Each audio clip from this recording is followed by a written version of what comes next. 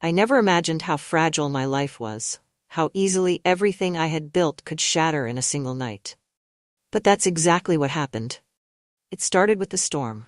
The power went out just after sunset, plunging the house into darkness.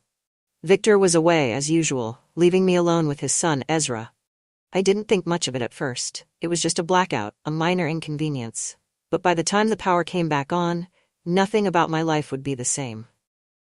Ezra wasn't supposed to be there. He wasn't supposed to look at me the way he did, or touch me the way he did. And I wasn't supposed to let him. But in that moment, with the world around us stripped bare, something happened. I wish I could say it ended there, that we both came to our senses and moved on. But that night was only the beginning. What came after was a nightmare of secrets and lies, a web of deceit that ensnared me and dragged me into the darkness. If I had known what Ezra was planning, what he was capable of, I might have stopped it. But I didn't. And now, there's no going back. Looking back, it's easy to pinpoint the exact moment everything began to unravel. It wasn't a grand event or some dramatic revelation. It was a simple power outage on a quiet, stormy night. Victor had left for Chicago earlier that morning for one of his endless business trips, his briefcase in hand and a perfunctory kiss on my cheek. Back by Friday, he had said, the words as hollow as the marriage we'd been clinging to for nearly 2 decades. I didn't mind being alone in our sprawling home. Over the years, I'd grown accustomed to it. Solitude had become a comfortable companion. What I wasn't accustomed to was sharing that solitude with Ezra. Ezra had moved back into the guest house a month prior, citing a string of bad luck, a failed tech startup, a soured relationship, and mounting debt. At 34, he was charming, quick-witted, and entirely too confident for someone who had lost nearly everything. Victor welcomed him with open arms, proud of his son's resilience. I, on the other hand, felt uneasy. There was something about Ezra that unsettled me. It wasn't just his sharp features, which bore an uncanny resemblance to a younger Victor, or his habit of staring a little too long. It was the way he carried himself, as though the world owed him something. That evening, the storm rolled in without warning. Heavy rain lashed against the windows, and the wind howled like a restless spirit. I had just settled in the living room with a cup of tea and a book when the lights flickered once, twice, and then went out entirely. I sighed, setting the book aside. The power outages weren't uncommon in our secluded countryside neighborhood, but they were always inconvenient. I fumbled in the dark, making my way to the kitchen to retrieve the emergency candles. Need some help? I nearly dropped the flashlight I had just found. Turning, I saw Ezra standing in the doorway, his tall frame illuminated by the dim light of his phone. I didn't hear you come in, I said, pressing a hand to my chest to steady my nerves. I figured you might need a hand, he said, stepping into the room. It's pitch black in here. He wasn't wrong. Without the hum of electricity, the house felt eerily quiet, the shadows stretching long and deep. Candles are in the drawer, I said, gesturing toward the kitchen island. Ezra found them quickly, lighting one and holding it up like a torch. There. Instant ambiance, he said with a grin. I couldn't help but laugh. You're awfully cheerful for someone stuck in the dark. Better than sulking about it, he replied, setting the candle down on the counter. We moved around the house, lighting more candles until the main rooms glowed with a soft, flickering warmth. By the time we finished, the storm outside had intensified, thunder rumbling in the distance. Back in the living room, I resumed my spot on the couch, but the book in my lap felt heavier than before. Ezra joined me, sinking into the armchair opposite. Victor called, he said, breaking the silence. Said the weather's worse in Chicago, he might stay an extra day. I nodded, trying to keep my expression neutral. That's typical. Ezra leaned forward, resting his elbows on his knees. Doesn't that bother you? What? That he's never here, Ezra said, his tone light but probing. I hesitated. He's always been busy, it's just who he is. Ezra tilted his head, studying me. And you're okay with that? I opened my mouth to respond but found I didn't have an answer. Was I okay with it?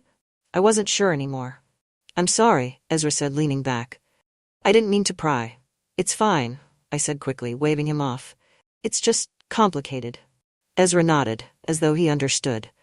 Complicated seems to run in this family. The conversation drifted into safer territory after that. Ezra told me about his failed startup, about the partners who had betrayed him, and the financial ruin he was now trying to claw his way out of. I thought I was untouchable, he admitted, swirling the whiskey he'd poured himself. Turns out, I was just naive. You're not the first to fail, I said gently, and you won't be the last. What matters is what you do next. Ezra smiled, a flicker of vulnerability breaking through his usual bravado. You sound like my dad. Do I? Yeah, he said, nodding. But kinder. Less judgmental. There it was again, that lingering stare, like he was searching for something in my expression. I shifted uncomfortably, reaching for my tea to give myself something to do. As the hours wore on, the storm showed no signs of letting up. The wind howled, and the rain pounded against the windows in relentless sheets. I glanced at the clock, surprised to see it was nearing midnight. You should get some sleep, I said, setting my empty mug on the coffee table. Ezra shrugged. Not tired. Well, I am, I said, rising from the couch. He stood as well, walking me to the hallway. Thanks for tonight, he said, his voice soft. It's been nice. Good night, Ezra, I said, avoiding his gaze as I turned toward my room. But as I reached for the door, I felt a hand on my arm. I froze, my breath catching in my throat. Meredith? He said, his voice low. I turned slowly, my heart pounding. His hand lingered on my arm, his touch warm despite the chill in the air. For a moment, neither of us moved. The house was silent, save for the distant rumble of thunder. He began, but then he let go, stepping back. Good night, I nodded, slipping into my room and closing the door behind me. My hands were trembling as I leaned against the door, my mind racing. What had just happened? That night, I lay awake, replaying the moment over and over. Ezra's touch, the look in his eyes, it was as though he had seen right through me, past the walls I had carefully built over the years. I told myself it was nothing, a fleeting moment born out of the strange intimacy of the blackout. But deep down, I knew better. The storm raged on outside, the wind rattling the windows. And in the dark, I felt a sense of unease settle over me, as though the storm had stirred something far more dangerous than the weather. Sleep didn't come easily that night. Every creak of the old house, every distant rumble of thunder, felt amplified in the silence. I tossed and turned, my mind drifting to Ezra, despite my best efforts to focus on anything else. The touch on my arm, so brief, so innocuous, lingered like an imprint on my skin. It wasn't just the act itself, but the way he'd looked at me, as though there was something unspoken between us. I was being ridiculous, of course. I was old enough to be his mother, and whatever momentary lapse had occurred, it was nothing. A blackout, a shared vulnerability, that was all it was. Or so I told myself. Sometime after midnight, the storm took a turn for the worse. A loud crack of thunder jolted me awake, followed by the unmistakable sound of glass breaking. My heart raced as I grabbed my robe and hurried out of my room, my bare feet padding softly against the hardwood floor. The hallway was pitch black, illuminated only by the faint glow of the candles we'd left burning in the living room. As I descended the stairs, I saw Ezra already there, inspecting the source of the noise. It's the sunroom, he said, turning toward me. His shirt was rumpled, his hair slightly disheveled, as though he'd just woken up too. Together, we stepped into the sunroom, where one of the large windows had shattered, rain pouring in through the jagged edges. I'll cover it, Ezra said, grabbing a tarp from the corner. You shouldn't be out here in this weather. Ignoring his comment, I moved to help him. Together, we wrestled with the tarp, trying to secure it over the broken glass. The rain was relentless, soaking through our clothes as the wind howled around us. By the time we were finished, we were both drenched and shivering. You should change, Ezra said, his voice barely audible over the storm. So should you, I replied, hugging myself for warmth. We retreated to the hallway, where I paused to catch my breath. Ezra stood close, his presence almost too much in the dim candlelight. His shirt clung to his chest and droplets of water glistened on his skin. Thank you for helping, I said, my voice softer than I intended. Of course, he replied, his eyes locking onto mine. For a moment, neither of us moved. The tension from earlier had returned, thick and suffocating. I turned to leave, but Ezra reached out, his hand brushing against mine. Meredith, he said quietly. I froze, my pulse quickening. Don't, I said, my voice trembling. I wasn't sure if I meant it as a warning or a plea. I'm sorry, he said, stepping back. I didn't mean to make you uncomfortable. It's fine, I lied, my heart pounding in my chest. But it wasn't fine. Nothing about this was fine. I hurried upstairs without another word, retreating to the safety of my room. I pressed my back against the door, struggling to catch my breath. What was happening? Why did I feel this way? The rest of the night passed in a haze. I couldn't sleep, couldn't quiet the thoughts racing through my mind. The storm began to subside just before dawn, leaving the house eerily still. By morning, the power was still out, but the rain had stopped. The broken window was a stark reminder of the night before, the tarp flapping gently in the breeze. Ezra was in the kitchen when I came downstairs preparing coffee on a gas burner. He greeted me with a smile as though nothing had happened. "Morning," he said, handing me a cup. "Morning," I replied, avoiding his gaze. The air between us was heavy with unspoken tension. I wanted to address what had happened, to clear the air, but the words wouldn't come. The day dragged on, the power still out and the house eerily quiet. I busied myself with small tasks, sweeping the glass from the sunroom, tidying the kitchen, but I couldn't escape the weight of Ezra's presence. He was always there, his gaze lingering a little too long, his touch a little too casual. By evening, I was at my wits' end. The combination of the storm, the blackout, and my sleepless night had left me raw and vulnerable. When Ezra suggested we open a bottle of wine to pass the time, I didn't protest. We sat in the living room, the candles casting flickering shadows on the walls. The wine flowed freely, loosening my tongue and dulling my inhibitions. "You don't have to do this, you know," Ezra said suddenly, breaking the silence. "Do what?" I asked, looking up at him. "Pretend everything's fine," he said, his tone gentle. "You've been carrying a lot, haven't you?"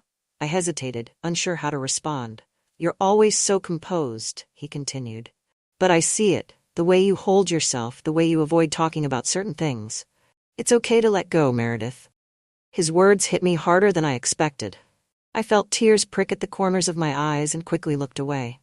"It's not that simple," I said, my voice barely above a whisper. "Why not?" he asked, his gaze steady. "Because it's complicated," I said, echoing my words from the night before. "Because I've spent so long building this life, and I'm not sure I know who I am without it." Ezra leaned forward, his eyes searching mine.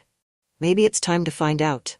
Before I knew it, he was beside me on the couch, his hand resting lightly on mine. My breath caught as he leaned closer, his warmth radiating through the space between us. "Ezra," I said, my voice trembling, "we can't." "Why not?" he asked softly. "Because it's wrong," I replied, though my conviction was fading fast. "Does it feel wrong?" he asked, his voice barely audible. I didn't answer. I couldn't. The moment stretched on, the world outside fading into nothingness. And then, before I could stop myself, I closed the distance between us. It was over in an instant, a fleeting moment of weakness that left me breathless and reeling. I pulled away, my mind racing with guilt and confusion. "This can't happen," I said, my voice shaking. Ezra didn't argue. He simply nodded, his expression unreadable. "I'm sorry," he said quietly. I stood abruptly, retreating to my room without another word. The rest of the night was a blur. I lay awake, my mind racing with the implications of what had just happened. I told myself it was a mistake, a one-time lapse in judgment that would never happen again. But deep down, I knew the truth. Whatever line we had crossed, there was no going back. The morning after, I woke with a knot in my stomach. The events of the previous night replayed in my mind in excruciating detail. I could still feel Ezra's touch, the warmth of his breath against my skin, the unspoken words hanging between us. I sat on the edge of my bed, staring at the faint sunlight streaming through the curtains. Outside, the storm had passed, leaving a calm, overcast sky in its wake. But inside, the storm was far from over. I dressed quickly, tying my robe tightly around me as if it could shield me from my own thoughts. The hallway was silent as I made my way downstairs, hoping Ezra was still asleep. But he wasn't. He was in the kitchen, dressed casually in a t-shirt and jeans, his hair damp as if he'd just showered. He looked up as I entered, his expression unreadable. "Morning," he said, his tone neutral. "Morning," I replied, avoiding his gaze. The tension in the room was palpable, the air heavy with everything unsaid. I busied myself with the coffee maker, fumbling with the filters and grounds. My hands shook as I poured water into the machine. "Meredith," Ezra said softly, his voice cutting through the silence, I turned to face him, my heart pounding. "About last night," he began, but I held up a hand to stop him. "Don't," I said, my voice firmer than I expected. "We shouldn't talk about it." Ezra's jaw tightened, but he nodded. "If that's what you want." "It's what's best," I said, though I wasn't sure I believed it. The day dragged on in excruciating silence. The power returned in the early afternoon, and with it, a sense of normalcy I desperately clung to. I threw myself into cleaning the house, scrubbing counters and folding laundry until my hands ached. Ezra stayed out of my way, retreating to the guest house where he'd been staying. I told myself it was for the best, that space would help us both regain perspective. But the space only gave me more time to think. When Victor returned that evening, I felt a strange mix of relief and dread. He walked through the door with his usual air of authority, setting his briefcase down in the entryway and greeting me with a perfunctory kiss on the cheek. "Everything all right while I was gone?" he asked, shrugging off his coat. "Yes," I said quickly. "The storm knocked out the power for a while, but we managed." "Good," he said, nodding. "I trust Ezra was helpful." I hesitated, then forced a smile. "Of course." Victor didn't notice the tremor in my voice. He never did. The next few days were a masterclass in avoidance. I threw myself into my routines, avoiding Ezra at every opportunity. When we did cross paths, we kept our conversations polite and superficial, as though we were strangers sharing the same house. But the tension never went away. It lingered like a shadow, a constant reminder of the line we'd crossed. It wasn't until I stumbled upon Ezra's laptop that everything began to unravel. I was in the guest house, bringing over a basket of freshly folded laundry. Ezra wasn't there. He'd gone into town to run errands, but his laptop was open on the desk, its screen glowing faintly. I should have ignored it. I should have left the laundry and walked away. But something about the open screen drew me in. It was a document, filled with notes and numbers that didn't make sense at first glance. Curious, I scrolled through it, my unease growing with every line. The document wasn't work-related, it was about Victor. Page after page detailed Victor's finances. Bank accounts, investments, even his offshore holdings. There were notes about suspicious transactions, as well as a section labeled leverage. My blood ran cold as I read the list beneath that heading. Victor's alleged business connections to questionable individuals. A recording of a heated phone call between Victor and a former associate. Potential evidence of tax evasion. And at the bottom of the list, a single chilling bullet point. Meredith. I slammed the laptop shut, my heart pounding in my chest. My mind raced with questions. Why was Ezra investigating Victor? What did he plan to do with the information? And why was my name on that list? I didn't have to wait long for answers. Ezra returned an hour later, whistling softly as he stepped through the door. He stopped short when he saw me standing in the middle of the room, his laptop in my hands. "What's this?" I demanded, holding up the device. Ezra's expression shifted from surprise to something colder, more calculated. He closed the door behind him, leaning against it as he crossed his arms. "You went through my things," he said, his tone calm but accusing. "You're damn right I did," I shot back. "What is this, Ezra? Why are you digging into Victor's life?" Ezra sighed, running a hand through his hair. "It's not what you think." "Then explain it to me," I said, my voice shaking. "Because from where I'm standing, it looks like you're planning something." He hesitated, then stepped closer, his eyes locked onto mine. "Victor isn't who you think he is, Meredith. He's been hiding things, illegal things, for years. I needed proof." "Proof for what?" "For leverage," Ezra admitted. "Victor doesn't respect me. He never has. This was my way of evening the playing field." My stomach churned at his words. "And me?" I asked, my voice barely a whisper. "What was I leveraged to?" Ezra's expression softened. "No," he said firmly, "you're different." "Am I?" I asked, tears stinging my eyes. "Because I feel like a pawn in whatever game you're playing." "You're not a pawn," Ezra said, stepping closer. "You're the only real thing in all of this." I shook my head, stepping back. "I can't do this, Ezra. I can't be a part of this." "You already are," he said quietly. His words hit me like a punch to the gut. He was right. I was already entangled in his web, whether I liked it or not. That night, I couldn't sleep. Victor's steady breathing beside me was a reminder of everything I stood to lose. Ezra had manipulated me, used me, and yet a part of me still felt drawn to him. I hated myself for it, for the weakness that had led me to this moment. But one thing was clear. I had to protect myself. Whatever Ezra was planning, I couldn't let him drag me down with him. The days following my discovery of Ezra's plan were a delicate dance of avoidance and pretense. Every conversation with Victor felt like walking a tightrope, every glance from Ezra a silent reminder of the secrets we shared. The house, once a place of solitude and comfort, now felt like a pressure cooker ready to explode. Ezra was careful not to push me too far. He didn't mention the confrontation in the guest house, didn't try to justify his actions. But his presence was constant, a quiet force that made it impossible for me to forget what I knew. Victor, blissfully unaware, remained absorbed in his work. But his growing irritation with Ezra was impossible to ignore. One evening, as I was setting the table for dinner, Victor looked up from his laptop with a frown. "Do you ever wonder why Ezra is still here?" he asked, his tone casual but pointed.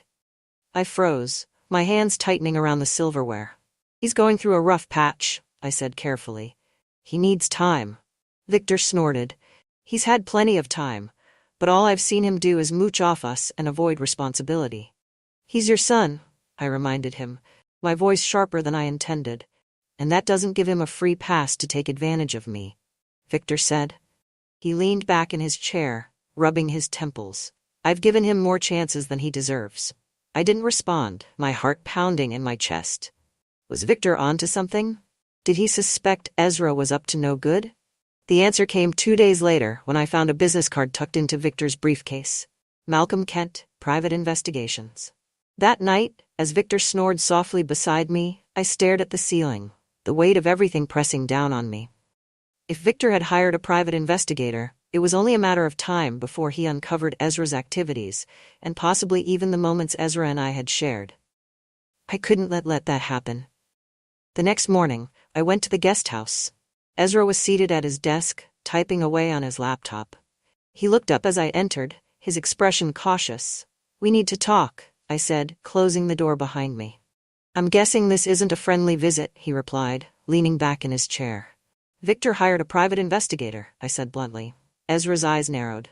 "Did he tell you that?" "No," I admitted. "I saw the card in his briefcase." Ezra's jaw tightened, his fingers tapping rhythmically on the desk. "That's inconvenient." "Inconvenient?" I snapped. "Ezra, he's gonna find out what you're doing, and if he does, he'll ruin you. He might even ruin me." Ezra stood, closing the distance between us. "Then we need to act before he does." "What are you talking about?" I asked, my stomach twisting. "We can turn this around," he said, his voice calm but firm. "We expose Victor first. We take what we know and use it against him." "Expose him how?" I asked, my voice trembling. Ezra picked up a folder from his desk, flipping it open to reveal pages of detailed notes, financial records, and incriminating emails. "This," he said, holding it up. "It's all here. His connections to shell companies, the money laundering, the offshore accounts. We take this to the authorities and he's finished." I stared at the folder, my mind racing. Ezra's plan was bold, dangerous, and entirely too risky. "And what happens to us?" I asked. "Do you think Victor will just let us walk away?" Ezra's expression darkened. "He won't have a choice. Once this goes public, he'll be too busy saving himself to come after us." I wanted to believe him, but something about his confidence felt hollow, like he was trying to convince himself as much as me. That evening, Victor cornered me in the kitchen. His expression was unreadable, but there was an edge to his voice that set me on edge. "Have you noticed anything strange about Ezra lately?" he asked. "Strange?" I echoed, trying to keep my voice steady. "He's been secretive," Victor said. "I've caught him on the phone late at night, and he's been asking questions about my business. Questions he has no reason to ask." My heart raced as I struggled to come up with a response. "He's probably just curious," I said weakly. "You know how he is." Victor didn't look convinced. "I've been too lenient with him," he said, more to himself than to me. "It's time I put an end to his games." That night, Ezra came to me with a new plan. "We can't wait any longer," he said, his voice urgent. "Victor is on to us. We need to act now." "And what exactly do you expect me to do?" I asked, my voice laced with frustration. Ezra stepped closer, lowering his voice. "I need you to help me get into his office. There are files on his computer, files that could seal his fate. If we get them, we'll have everything we need. Ezra, this is insane, I said, shaking my head. You're going to get us both killed. Not if we're smart about it, he said. But I wasn't sure we were being smart at all. While Victor was out the next day, I worked up the courage to enter his office. My hands shook as I rifled through his drawers, searching for anything that might explain the secrets Ezra had hinted at. I found it in a locked drawer, a folder filled with photographs, financial records, and a small USB drive. The photos were grainy, but unmistakable. Ezra meeting with a man I didn't recognize, exchanging what looked like an envelope full of cash. My breath caught in my throat as I realized the implications. Victor wasn't the one being investigated. Ezra was. When I confronted Ezra that evening, his calm demeanor cracked. You don't understand, he said, his voice rising. Victor's been trying to frame me. He's been building a case against me for months. And why would he do that? I asked, my voice trembling. Because he's paranoid. Ezra snapped. He can't stand the idea of me succeeding. He'd rather destroy me than see me win. I stared at him, unsure of what to believe. Was Ezra telling the truth, or was he manipulating me again? By the time Victor returned that evening, the tension in the house was unbearable. I felt trapped between two men, each with their own agenda, each pulling me deeper into a web of lies and deceit. And then, Victor dropped the final bombshell. I know what you've been hiding, he said, his eyes boring into mine. What are you talking about? I asked, feigning ignorance. Victor smirked, holding up the USB drive. You didn't think I'd find out? You didn't think I'd notice what's been going on under my own roof? I felt the blood drain from my face as the room seemed to tilt. Everything was about to come crashing down, and there was nothing I could do to stop it. Victor's words hung in the air, thick and heavy. I know what you've been hiding, he repeated, the USB drive gleaming between his fingers. My mouth went dry, my mind racing for a response. Did he know about Ezra's plans? Or worse, did he know about us? I don't know what you're talking about, I said, forcing a laugh that sounded brittle even to my own ears. Victor's smirk widened. Don't play coy with me, Meredith. I've been watching, and I'm not as oblivious as you'd like to think. He tossed the USB drive onto the desk between us, the sound sharp and final. Care to explain why my son has been digging into my finances? My stomach dropped. Of course, he was focused on Ezra. He didn't know about the affair, at least not yet. Ezra's been curious, I said carefully. He feels like you've shut him out of the family. Maybe he wanted to understand your world better. Victor's eyes narrowed, his expression unreadable. Curious doesn't justify espionage, he said coldly. And you, what do you know about this? Nothing, I lied quickly. I had no idea. Victor stared at me for a long moment, then leaned back in his chair. Do you know why I married you, Meredith? The question caught me off guard. What are you talking about? I married you because you were calm, steady, the opposite of the chaos I've had to deal with my entire life. He stood, his imposing frame casting a shadow over me. But lately, I've started to wonder if I misjudged you. I opened my mouth to respond, but the words wouldn't come. Victor shook his head, his expression hard. Stay out of this, Meredith. Whatever Ezra is planning, it won't end well for him, or for you, if you're involved. With that, he grabbed the USB drive and left the room, leaving me alone with the weight of his warning. That night, I went to the guest house to warn Ezra. He was sitting at his desk, poring over papers, his expression tense. Victor knows, I said as soon as I walked in. Ezra looked up sharply. Knows what? About your investigation, I said. He found the USB drive. He's on to you, Ezra. You have to stop this before it's too late. Ezra leaned back in his chair, rubbing his temples. I told you, Meredith, I can't stop now. If I back down, he'll bury me. Do you hear yourself? I said, my voice rising. You're putting us both at risk. Ezra stood, his expression darkening. There's no us, Meredith. Don't delude yourself. His words cut like a knife, but before I could respond, he stepped closer, his tone softening. But there could be, he said, his hand brushing against mine. Ezra, stop, I said, pulling away. This isn't about us. This is about you and your obsession with Victor. You think I'm obsessed? He snapped. Do you even know the things he's done? The people he's hurt? He deserves everything that's coming to him. And what about me? I asked, my voice trembling. What do I deserve? Ezra's eyes softened. You deserve better. But you'll never get it as long as you're with him. His words hung in the air, charged with unspoken meaning. I turned to leave, but Ezra grabbed my arm. "I need you, Meredith," he said urgently. "If you won't help me, then you're no better than he is." The next day, Victor announced that he was hosting a dinner for a few business associates. I knew better than to believe it was just a casual gathering. Victor didn't do casual. That evening, as the guests arrived, I played the role of the dutiful wife, greeting them with a smile and serving drinks. Ezra was notably absent, claiming he had errands to run. But as the night wore on, I noticed Victor's behavior becoming increasingly erratic. He was quieter than usual, his gaze flicking to me more often than necessary. After the guests left, Victor called me into his office. "Sit," he said, gesturing to the chair across from his desk. "What's this about?" I asked, my stomach churning. Victor opened a drawer and pulled out a file. He slid it across the desk toward me. I hesitated before opening it, my breath catching as I saw the contents. Photos, dozens of them. Me and Ezra, talking in the guest house, walking together in the garden, even the fleeting moment when our hands had touched. "I had my investigator keep an eye on you," Victor said, his tone icy. "Imagine my surprise when I found out what you've been doing behind my back." "Victor, I can explain," I began, but he cut me off with a wave of his hand. "Save it," he said. "I don't want your excuses. What I want is for you to tell me exactly what Ezra is planning."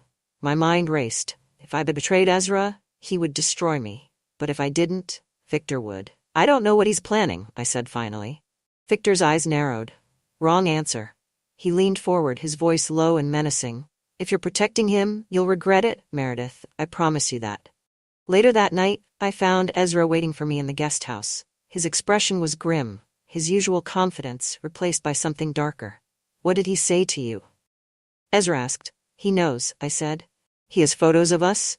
He wants me to betray you." Ezra's jaw tightened. "And are you going to?" I hesitated, then shook my head. "No, but we have to end this, Ezra, before it destroys both of us." Ezra didn't respond. Instead, he opened a drawer and pulled out a gun. "What are you doing?" I asked, my voice shaking. "Taking care of it," he said simply. "No," I said, grabbing his arm. "You can't. This isn't the answer." "It's the only answer," he said, pulling away from me. I followed Ezra to the main house, my heart pounding with every step. Victor was in his office, the light spilling into the hallway. Ezra burst through the door, the gun in his hand. "Ezra," Victor said, his voice calm. "Put the gun down." "Not until you admit what you've done," Ezra said, his voice shaking. Victor laughed, a cold, hollow sound. "You think this is about justice? This is about you trying to prove you're better than me. But you're not. You'll never be." Ezra's hand trembled, his finger hovering over the trigger. "Ezra, stop," I said, stepping into the room. "This isn't the way." Victor turned to me, his expression twisting into a sneer. "And you, what did he promise you? Freedom? Love? You're a fool if you think he cares about you." "I care more than you ever did." Ezra shot back.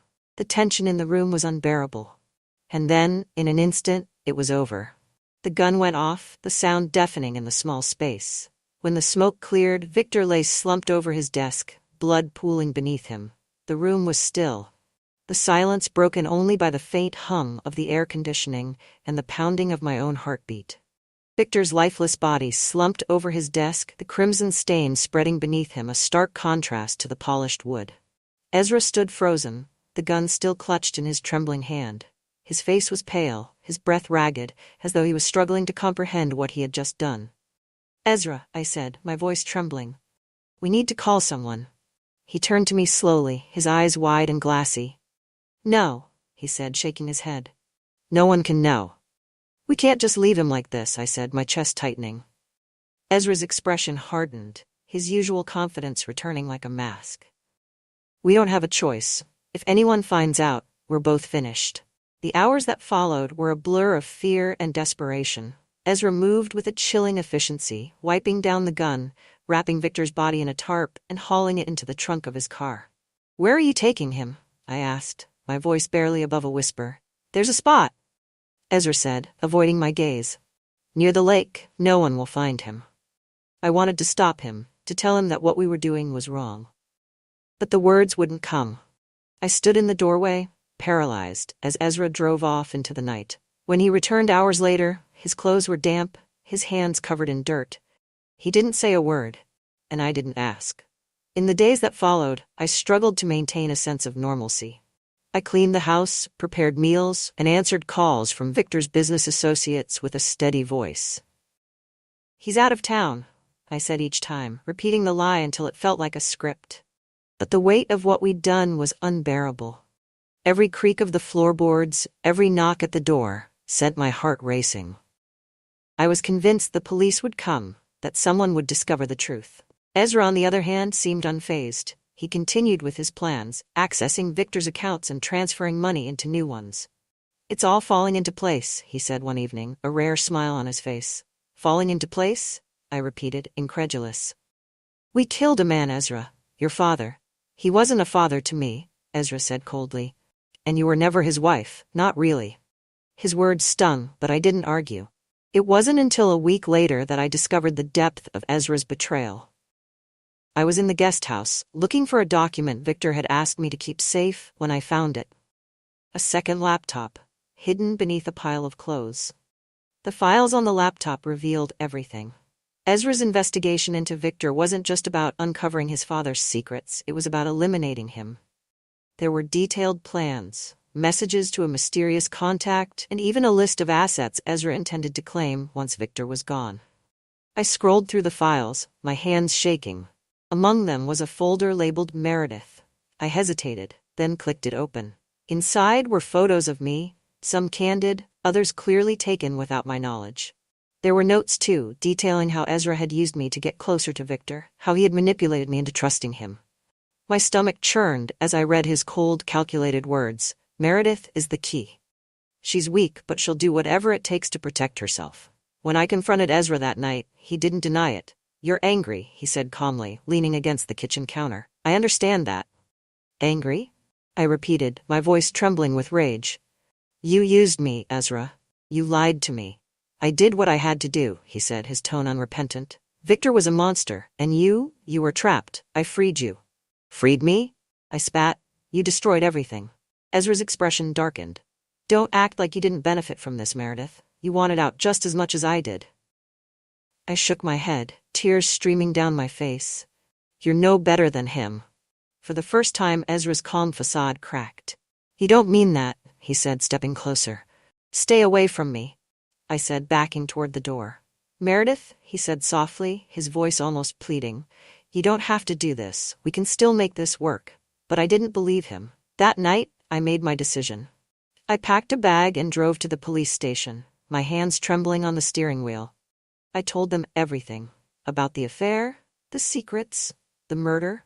I gave them the files I had found on Ezra's laptop, detailing his plans and the evidence against Victor. It was the hardest thing I'd ever done. But it was also the only way to free myself from the nightmare Ezra had dragged me into. The police acted quickly. Ezra was arrested the next day, his confident smirk replaced by a look of betrayal when he saw me standing on the porch, watching as they took him away.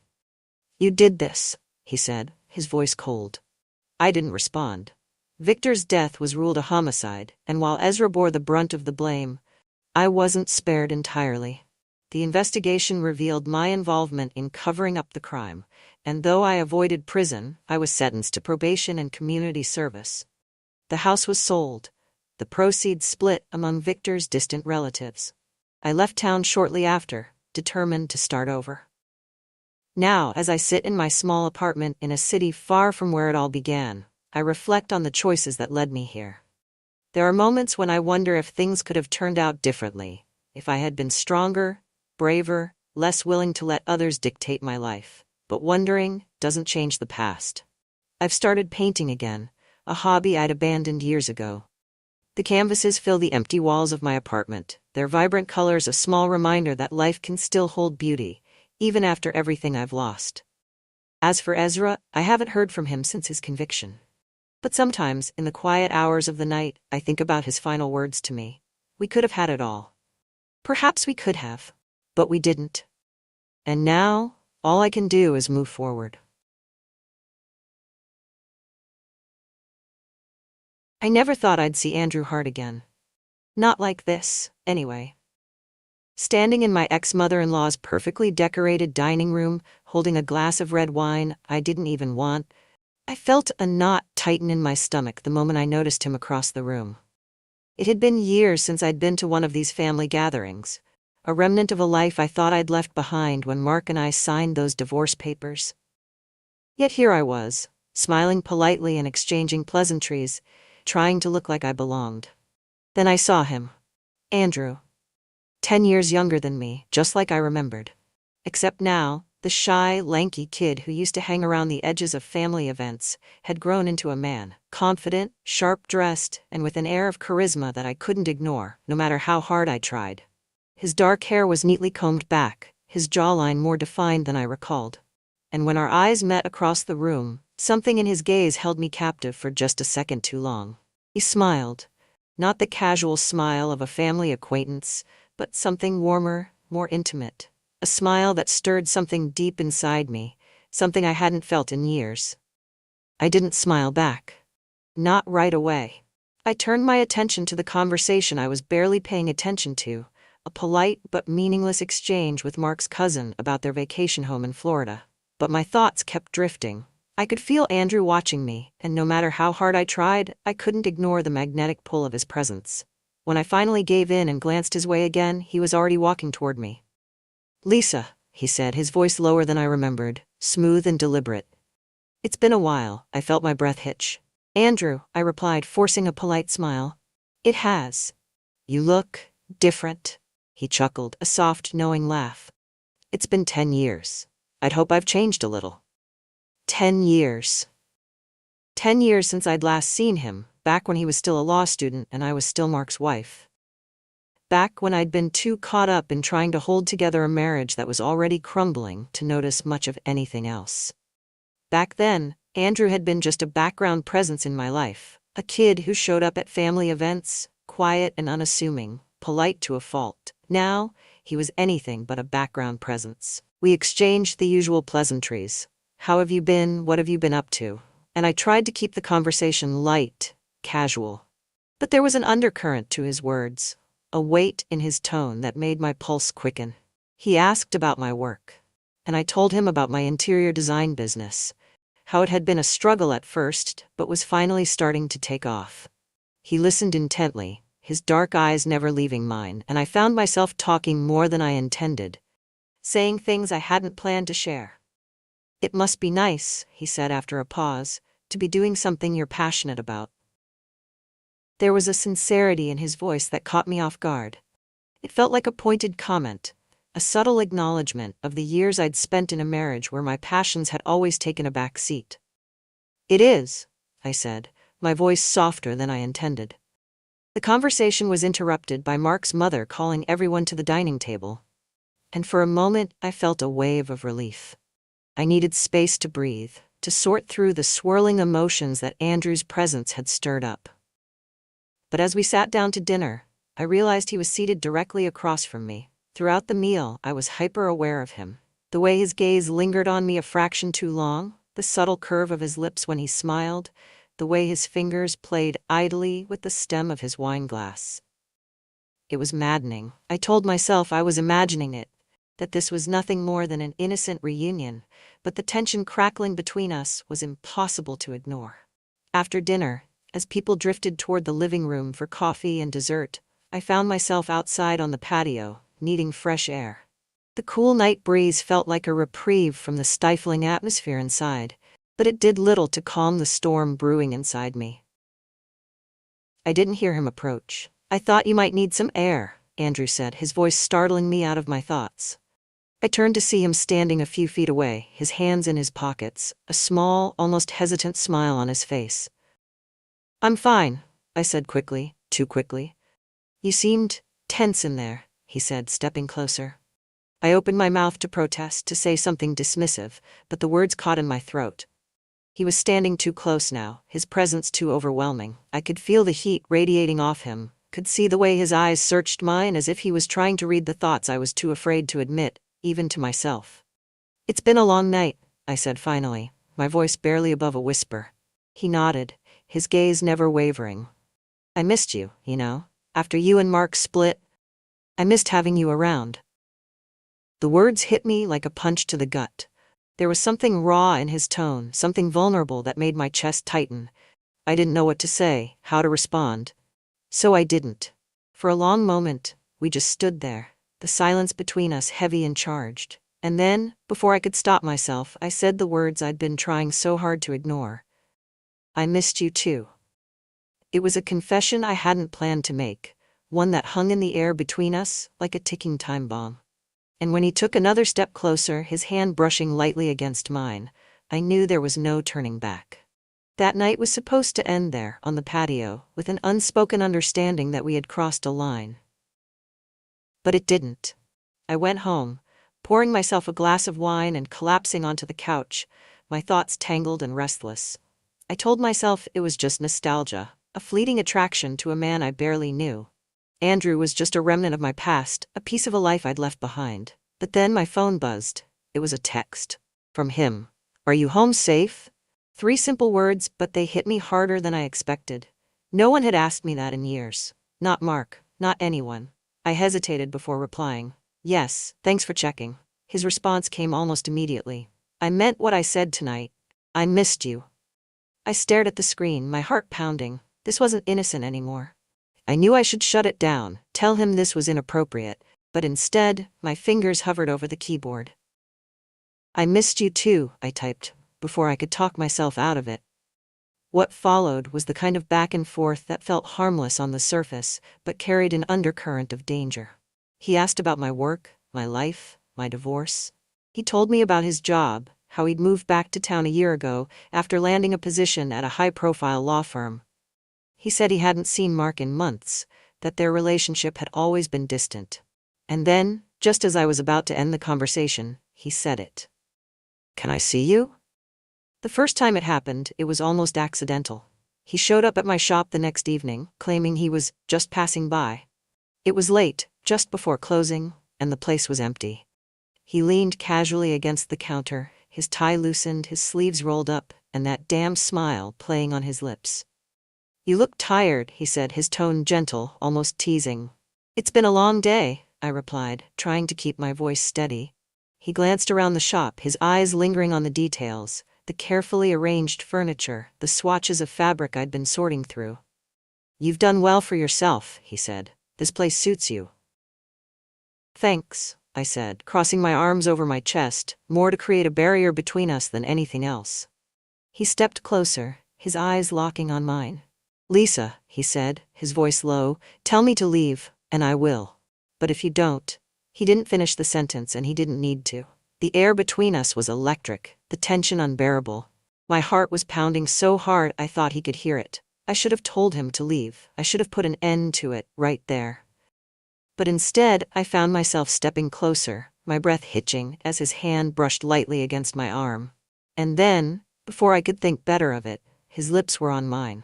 The kiss was tentative at first, almost hesitant, as if he was waiting for me to pull away. But when I didn't, it deepened, his hands tangling in my hair as he pressed me against the counter. It was reckless and desperate, a collision of years of pent-up emotions and unspoken desires. I didn't think about the consequences, didn't think about anything except the way he felt against me. The way his hands roamed my body as if he couldn't get enough. The second time was planned. He texted me 2 days later, "I can't stop thinking about you." Neither could I, though I didn't admit it. Instead, I told him it was a mistake, that it couldn't happen again. But when he asked to meet, I didn't say no. We met at a hotel just outside the city, the kind of place where no one would recognize us. I told myself I was being cautious, that I was protecting us both, but the truth was, I wanted the secrecy. The thrill of it. When I walked into the room, he was already there, leaning against the window, his jacket off and his tie undone. He turned when he heard me, his eyes dark with sent a shiver down my spine. "Are you sure about this?" he asked, his voice soft but insistent. "No," I admitted. "But I'm here." That was all the confirmation he needed. He crossed the room in 2 strides, pulling me into his arms, and for a moment, everything else disappeared. The guilt, the fear, the voices in my head telling me this was wrong.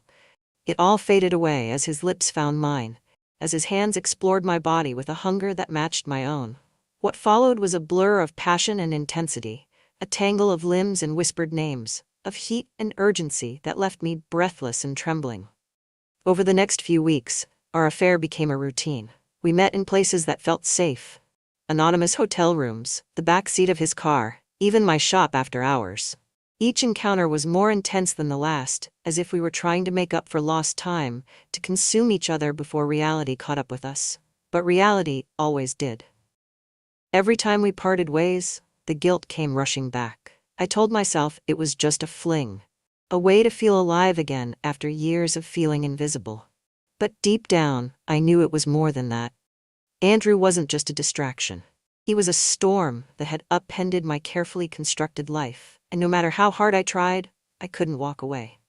The cracks started to show when we got careless. One evening, as we sat in my shop after hours, sharing a bottle of wine and laughing about something ridiculous, I heard a knock at the door. My heart dropped. Through the glass, I saw Emily, my daughter. She was standing there, her expression confused and concerned. "Mom?" she called, peering through the door. Andrew froze, his eyes wide with panic. I scrambled to my feet, my mind racing as I tried to come up with an explanation. "Stay here," I whispered to him before making my way to the door. When I let her in, she glanced around, her brow furrowing. "What's going on?" I saw the light on and thought. "I was just working late," I said quickly, my voice too high-pitched to sound convincing. She didn't seem convinced, but she didn't push. Still, as I walked her out to her car, I couldn't shake the feeling that she'd seen something she wasn't supposed to. That was the night I realized we were playing with fire, and it was only a matter of time before we got burned. It all started unraveling faster than I could handle. For weeks, Andrew and I had been living in a bubble, one that seemed impenetrable despite the risks. We met in secret, exchanged texts that made my heart race, and created a fantasy world where it was just us. But that fantasy began to crack when real life started creeping back in. The first real sign was Emily. She hadn't said anything outright, but ever since the night she'd caught me at the shop, her behavior had shifted. She came around more often, lingered in conversations, and watched me with a kind of quiet curiosity that made my skin crawl. I could feel her piecing things together, even if she didn't have the full picture yet. But it wasn't Emily I should have been most worried about. It was Mark. I was at the shop late one evening, waiting for Andrew. We hadn't been able to see each other for over a week, and the tension between us had grown unbearable. He'd promised to come by after work, and I was pacing the floor, trying to focus on rearranging a display while I waited. When the doorbell jingled, I turned, expecting to see him. But it wasn't Andrew, it was Mark. He stood in the doorway, his tall frame silhouetted against the fading light outside. He looked the same as always, impeccably dressed, his expression unreadable. But there was something in his eyes that made my stomach twist. "Mark," I said, trying to keep my voice steady, "what are you doing here?" He stepped inside, closing the door behind him. "I needed to talk to you." I hadn't seen Mark in months. Our divorce had been finalized years ago, and while we'd remained civil for Emily's sake, we rarely spoke unless it was absolutely necessary. The suddenness of his appearance, combined with the sharp edge in his tone, set my nerves on edge. "What's going on?" I asked, crossing my arms over my chest. He didn't answer right away. Instead, he glanced around the shop, his eyes lingering on the wine glasses sitting on the counter, the remnants of my last meeting with Andrew. "I've been hearing things," he said finally, his voice low. "About you and Andrew." My blood ran cold. For a moment, I couldn't speak. I just stared at him, my mind racing. How could he know? We'd been so careful, at least I thought we had. "I don't know what you're talking about," I said, my voice shaky. He laughed, a bitter, humorless sound.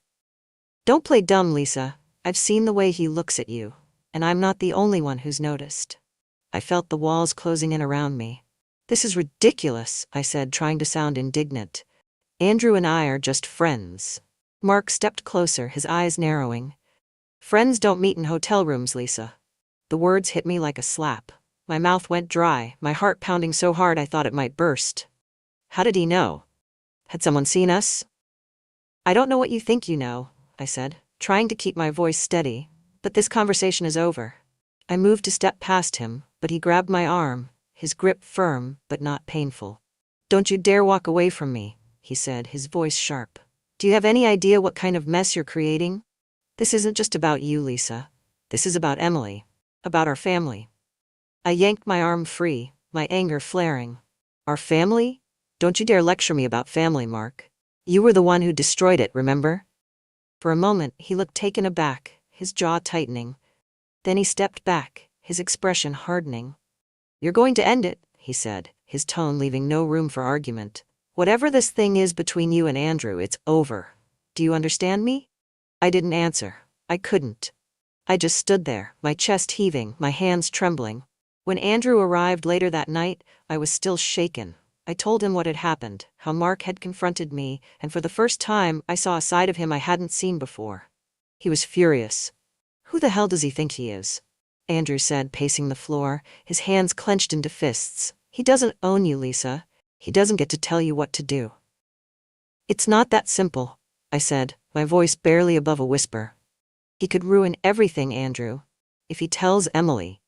He won't, Andrew said, cutting me off. He's just trying to scare you. Don't let him. But it wasn't just Mark I was scared of. It was everyone, the entire family. The thought of them finding out, of their judgment, their disappointment, it was too much. I can't do this anymore, I said, my voice breaking. Andrew froze, turning to look at me. What are you saying? I'm saying this has to stop, I said, tears streaming down my face. We've gone too far, Andrew. It's only a matter of time before everything falls apart. He stared at me for a long moment, his jaw tight, his eyes burning with a mix of anger and hurt. So that's it? He said finally. You're just gonna let him control you? Let them win?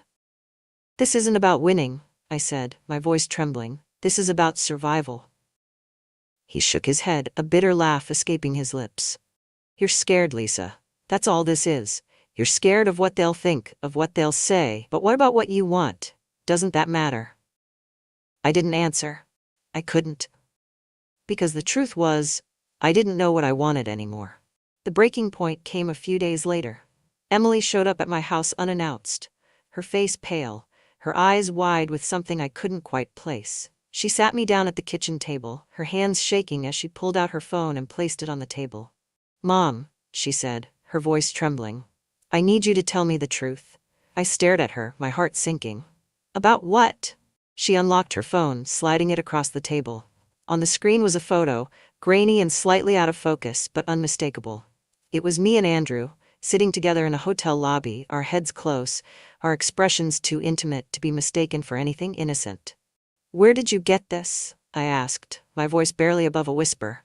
It doesn't matter, she said. What matters is that it's real. So just tell me, Mom, is it true? I opened my mouth to deny it, to come up with some excuse, but the look in her eyes stopped me. She already knew. Yes, I said finally, my voice breaking. It's true. The silence that followed was deafening. The fallout was worse than I could have imagined. Mark found out, of course. Emily told him, though she didn't mean to. And once he knew, it was only a matter of time before the rest of the family did too. The looks, the whispers, the outright confrontations, I felt like I was drowning in a sea of judgment and condemnation. And through it all, Andrew was there, steadfast and unrelenting. He wanted to fight for us, to prove that what we had was worth the chaos it had caused. But I wasn't sure I had the strength. Because the truth was, I didn't know if love was enough. For days after Emily's confrontation, I barely left the house. The weight of what had happened, of what I had done, was suffocating. Every time my phone buzzed, my stomach churned, expecting another wave of fallout. Andrew called, texted, even showed up at my shop once, but I couldn't bring myself to face him. I needed time to think, but time didn't offer the clarity I was hoping for. Instead, it gave me space to drown in guilt and regret. Not just for what I had done to my family, but for what I had done to myself. The day everything came to a head was one I'll never forget. Mark showed up at my house in the late afternoon. He wasn't angry like he had been at the shop. This time, he was calm, calculated, and cold, which somehow felt worse. We need to talk, he said, walking past me into the living room before I could say no. I followed him, my heart pounding. He sat on the couch, his posture stiff, his hands clasped tightly together. Emily told me everything, he began, his voice steady but sharp. And I need to know if it's true. All of it. I nodded, my throat too tight to speak. Do you have any idea what this has done to her? He said, his voice rising slightly. To us? She doesn't know how to look at you anymore, Lisa. She feels like she doesn't even know who you are. That's not fair, I said, finding my voice. I'm still her mother. I still love her. Do you? He snapped, his eyes narrowing. Because it doesn't look like love from where I'm standing. It looks like selfishness. Like you threw everything away for what? A fling? His words hit me like a slap, but I didn't argue. Because deep down, I wasn't sure he was wrong. I didn't plan for this to happen, I said finally, my voice breaking. It happened. And I know it was wrong, but it wasn't meaningless. Mark laughed bitterly. Meaningless or not, it's over. You're going to end it, Lisa, for Emily's sake, if nothing else. I didn't respond. He took my silence as agreement and stood, brushing past me without another word. That night, Andrew called again. This time I picked up. I need to see you, he said, his voice urgent. We can't, Andrew, I said, my voice trembling. This has gone too far. It's hurting everyone. What about us? He said. Doesn't that matter to you? It does, I said, tears streaming down my face, but it's not enough, not anymore. He was silent for a long moment. When he finally spoke, his voice was softer, almost broken. So that's it? You're just gonna walk away? I have to, I said, barely able to get the words out. I'm sorry. For weeks, I avoided the places where I thought I might see him. I threw myself into my work, trying to fill the void he had left behind. Emily slowly started coming around again, though the distance between us lingered like an unspoken accusation. I thought I had made the right choice, that I had done what needed to be done to protect my family. But late at night, when the house was quiet and I was alone with my thoughts, I couldn't help but wonder if I had made a mistake. Months later, Andrew reached out again. It was a letter, delivered to my shop in an envelope with no return address. I recognized his handwriting immediately, my heart skipping a beat as I opened it. It wasn't long, just a single page, but the words hit me harder than I expected. Lisa, I've tried to move on, I really have. But no matter how hard I try, I can't stop thinking about you, about us. I know we made mistakes, and I know we hurt people. But what we had, it was real. It was worth fighting for. And I'll keep fighting, even if you won't. Yours, Andrew. I sat there for a long time staring at the letter, my hands trembling. I wanted to ignore it, to tuck it away and pretend I hadn't seen it. But I couldn't, because he was right. A week later, I found myself standing outside his apartment. I had spent days going back and forth, convincing myself to let it go, to leave him behind. But in the end, I couldn't. When he opened the door and saw me standing there, the look on his face nearly broke me. Lisa, he said, his voice barely above a whisper. I didn't say anything. I just stepped inside, closing the door behind me. For the first time in months, I let myself stop thinking about the consequences, about what was right or wrong, or what anyone else would think. I let myself feel, and for the first time it felt like I could breathe again. The truth is, I don't know what the future holds for us. I don't know if we can make this work, or if we'll end up destroying each other in the process. But I do know one thing. Sometimes, the things we want most in life are the things we're told we can't have. And sometimes chasing those things is the only way to feel alive.